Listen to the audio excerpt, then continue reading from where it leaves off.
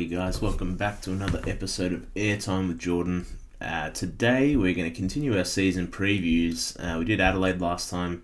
Today we are on to the Brisbane Lions, and just for anyone who didn't listen to the first episode, the general structure is I'm going to review their previous year's season, go through the ins and outs and the ladder, how I expect them to go this year, give some of the top players or players that I'm expecting to make a leap or surprise a few people from each team. And then I'll finish it off with just the ladder projection. And what I've done with that is I've ranked each of the teams heading into the year, and then based on their respective fixtures, I've gone through and estimated where they'll end up based on who they play this year and stuff. So there might be a little bit of a difference between their power ranking and where they end up in my predicted ladder. But that's all just due to the fixturing stuff. So anyway, let's get into it. And so Brizzy, we all know they did pretty well last year.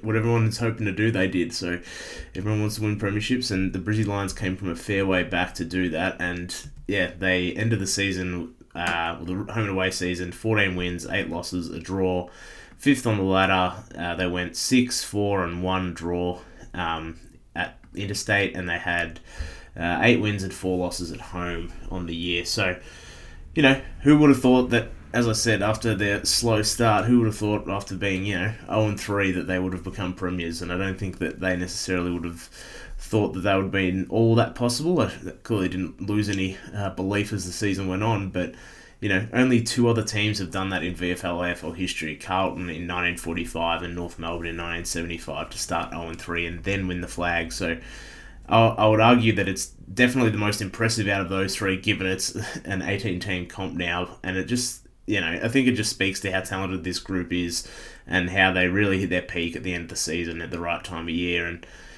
they're also in the current finals format and final system, they're the only team to win outside of the top 4 was the Doggies in 2016. And, the Lions not only did that coming from 5th and not having the double chance in the first week of finals, but, they also came from 0-3 back. So, they're the only team in the history of the league to do both of those things in one season. And I think that makes what they did a pretty incredible flag to have won, considering the obstacles that I just laid out for them. And some of it you might be thinking was self-inflicted, and it was. Like, starting 0-3 is no one's fault but their own. But I think that you got to give them props where it's due, and they did a really good job to make it all the way back from there, and you cement themselves with the flag. So.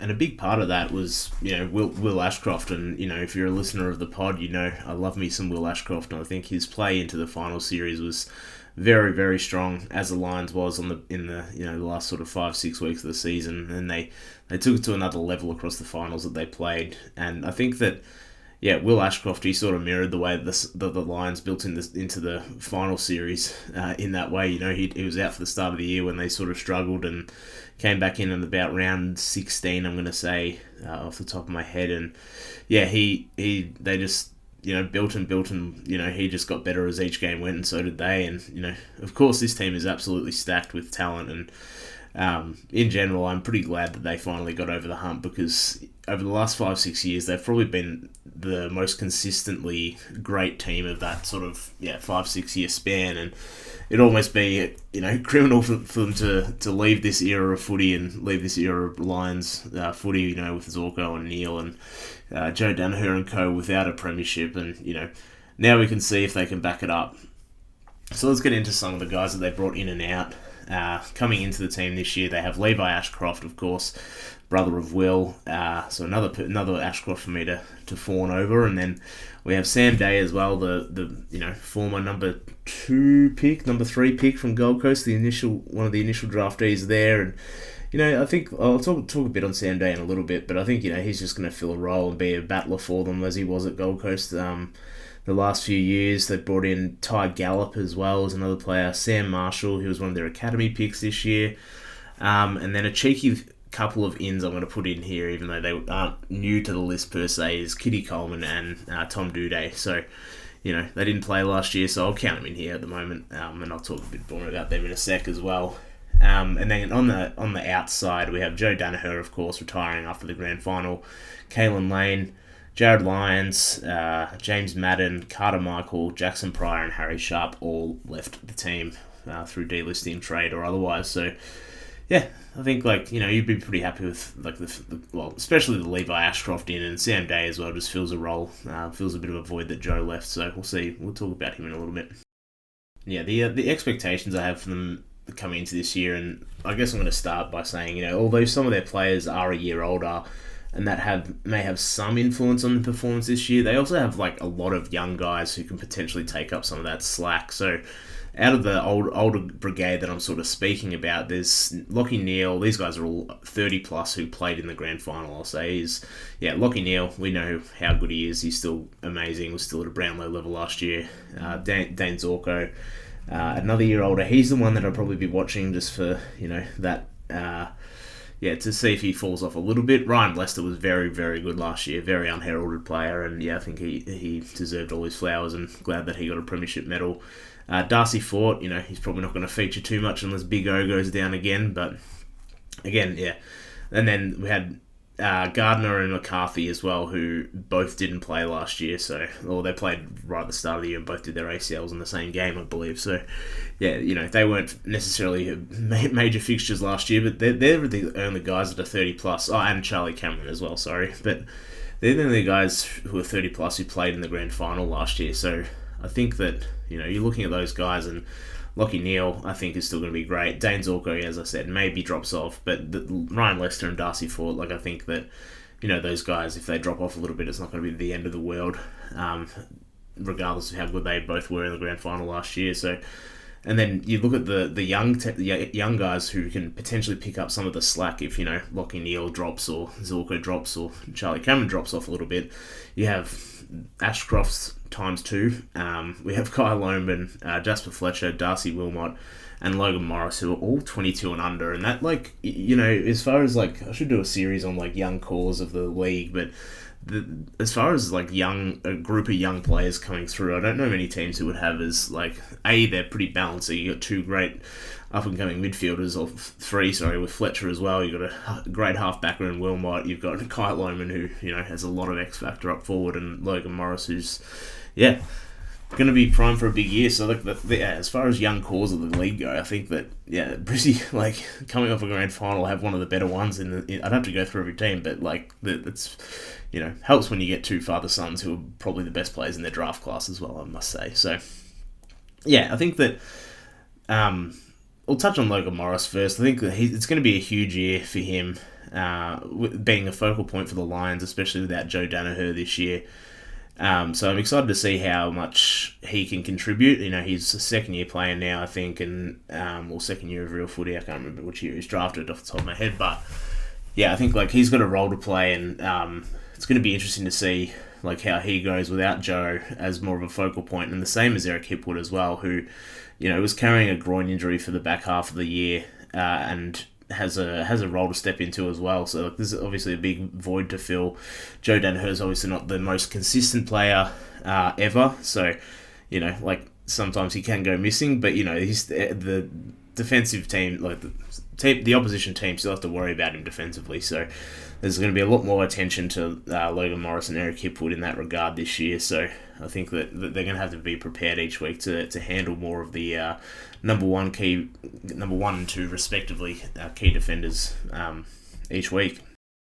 And the other guy as well is that coming into this forward line, in all likelihood, is Sam Day, and I think bringing him in can really help the Lions. He's not necessarily going to be the ultimate difference maker. He's on the back end of his career, doesn't have the potential that he once had, but Sam Day is just a big guy, and I think that he can hopefully play that Dan McStay role and just make some contests up forward of the ball. They sort of missed that at times last year, as neither Joe or Eric Hipwood are amazing at bringing the ball to ground as far as key forwards go.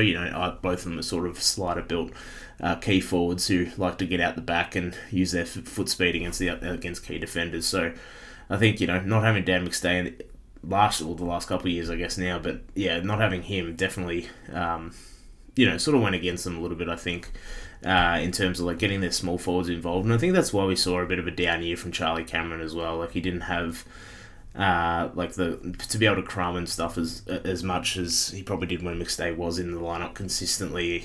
I'm just interested to see if Sam Day gets a regular spot in the team for that reason, because I think he has a role that he pretty clearly can fill for the Lions, and he doesn't have to get many touches or kick many goals. He just has to compete and play probably second ruck as well.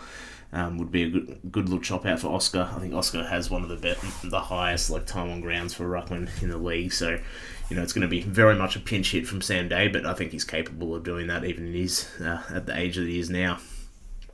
But then, we've got the rest of the key movers right, and I spoke about the age profile of some of the older guys and younger guys, but like when you're talking about like guys who are right in their prime or even pre-prime, we've got you've got your Zach Baileys, your Hugh McCluggage and Cam Rayners, and those guys are going to be the ones that do the heavy lifting. Jared Berry as well is the other one. So there's still a lot of guys, Starcevic too. There's plenty of guys that are capable of carrying the team, so to speak. They're still right in that sweet spot in terms of their age and ability to contribute to winning footy, and pretty exciting team when you've got guys in all age brackets that are going to be key contributors to this team. And it feels as though the group has the ability to play at like a contending level for at least a few more years. They don't necessarily fully rely on their best player, Lachie Neale, like some other teams at the top of the ladder might with their best players. And and despite that, he still was a Brownlow level player last year, and it shows there's plenty of footy left in his legs. So they have like the ultimate luxury of being talented in all age brackets of their list, whilst also still having their best player who's 31, turning 32 this year at the peak of his powers still. So and that being said, whether Lachie Neale is or is not at his peak anymore, they're primed to deal with his eventual demise. I think as he gets older, like they've got a lot of guys who can step into the role of being one of their prime midfielders at the moment. So I don't necessarily think that's going to happen this year. Plus, like the development of the younger guys has me thinking, that they're pretty primed for a repeat here. There's just a lot of like room for improvement for the young guys. The mid-level, mid-age blokes are still very much like gonna either keep getting better or sustain like the level that they were at last year, and then the old guys, like there's not many, as I said, that are gonna potentially drop off. So I think they now have that premiership experience, and the only thing that has me pausing is whether the group has lost a bit of motivation now that they've finally gotten over the hump after knocking on the door for a few years now. So that's one thing that's got me having a little hesitation. But that's with any premier. You're going to have a little bit of hesitation when they come off a big win like they did. So the only other hesitation I have with them is whether Charlie Cameron can hold on to his form as well. It's something that I will be monitoring throughout the year. He didn't necessarily have his best year last year, whether that was due to not having that big crash and bash forward who can bring the ball to ground for him and let him impact. But as I said, he didn't have his best year, and he's a small forward at the end of the day who plays a very physical game style, and he's going into his age 31 season. So there is a small chance that we see a decline there from Charlie Cameron.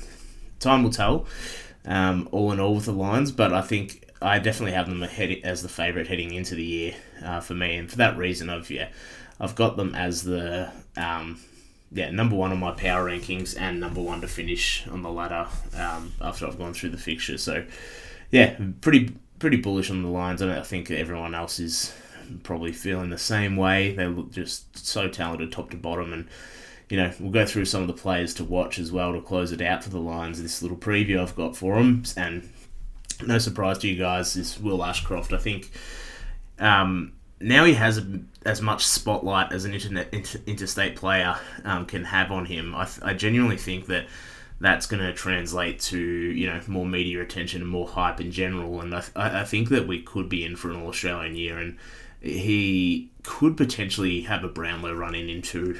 I think like the fact that he's won a Norm Smith, he has the attention on him, so to speak, and I think that he is just that good as well. Like he's so polished for a guy who's barely played 2 years of AFL footy, and I spoke about how he's probably the cleanest young player one of the cleanest young players I've ever seen, and no doubt has learnt that from Lockie Neal in that regard. And yeah, I'm pretty excited for his year, and I can see him honestly. Like I'll make a bit of a call, but I can see him being the best player in the league as quickly as in the next few years. So yeah, he's obviously. Everyone's probably going to be watching Will Ashcroft. He's a great player to watch play, but yeah, I think that his rise is almost going to be pretty meteoric. And if he was playing for, say, Collingwood, I think that he might be getting that Nick Dacos treatment in terms of the shine that the media puts on him, and I think he's probably deserving of it too. He's looking very, very exciting, and touch wood, he stays healthy and everything goes to plan for him, and he can just build off a huge end of the year last year. And he's won probably the one of the best awards you can win in footy in a Norm Smith. So he's got all the confidence in the world heading into this year. And I'm very excited to see what he can do. And as I said, I think a Brownlow is, if anyone's into betting, then I'd consider that at the start of the year, because I don't think he'd have crazy odds to start the year, but. If Lockie Neal drops off a little bit, he's becomes their number one midfielder, which he sure looked like through their for the majority of the finals run there, and they win a lot of games. He's going to be the guy polling, 2s, 1s, 2s, or 3s. There's no question about it from me. So, yeah, if I tipped into win Norm Smith, and that paid off. So, here's my tip for the Brownlow. So, if anyone wants to get on it now.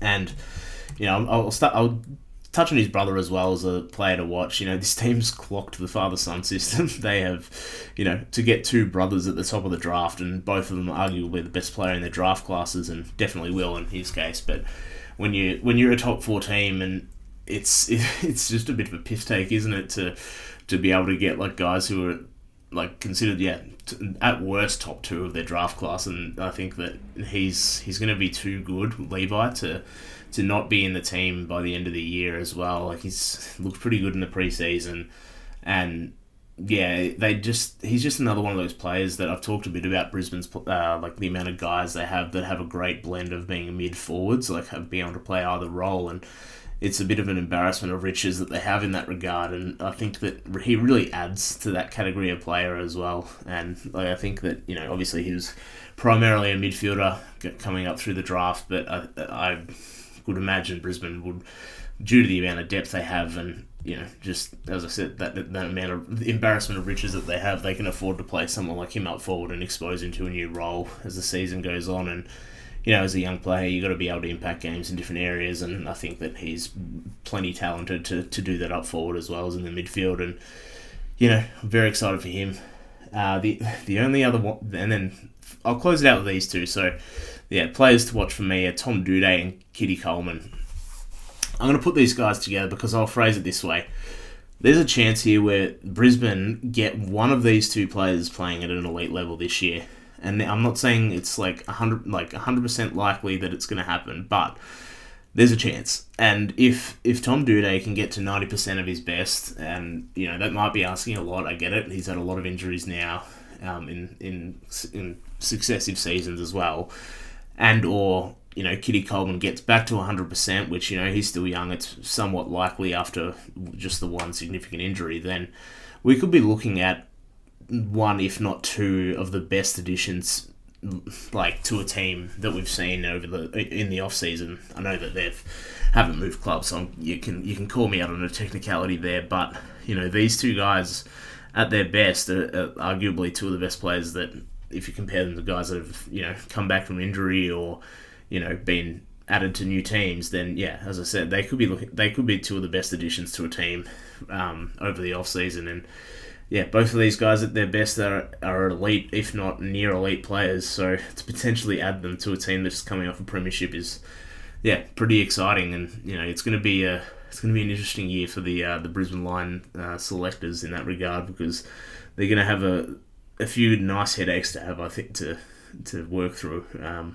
with all the talent that they've got in this list. And for that reason, I can see them going back to back. As I said, it's just a matter of whether they've got that, the core of the group has that hunger, because they obviously looked pretty shaky to start the year last year. So time will tell. But I don't think that there's any signs as to pointing as to why we shouldn't have the Lions as the number one team heading into the year, and yeah, treat them as such. So thanks for listening to this one, guys, and I'll be back next time with the Baggers. So stay tuned, all you Baggers fans. I know I've got some friends and family who are big fans, so shout out to you guys, and hopefully it's not too painful of a listen. So it's a bit of a foreshadowing for what's to come. Alrighty, guys, catch you later.